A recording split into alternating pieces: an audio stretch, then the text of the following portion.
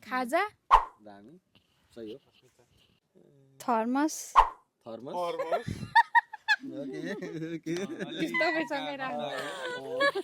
गन्ध त office office not bad not bad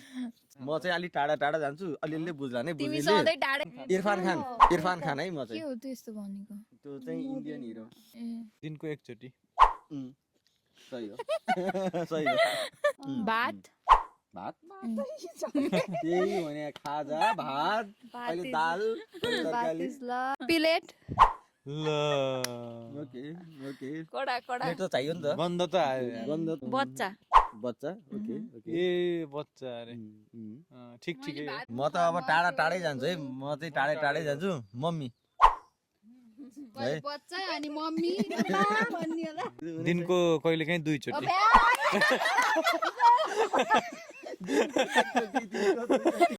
यो राउन्डले डिसाइड गर्छ कि अहिलेसम्म त म दुईजनामा कन्फ्युजन छु मलाई यता नि अलिअलि शङ्का छ यता नि अलिअलि सेकेन्डमा चाहिँ मलाई शङ्का लाग्यो वर्क काम ओके नट ब्याड खानेकुरा ओके हेल्दी हेल्दी यो पनि के हो यो चाहिँ के भनौँ यार चोरी थेफ्ट चोरी अँ कसरी चोरी म त अब अलि टाढा टाढा जान्छु यहाँ आज खासै खाइयो होइन के अरे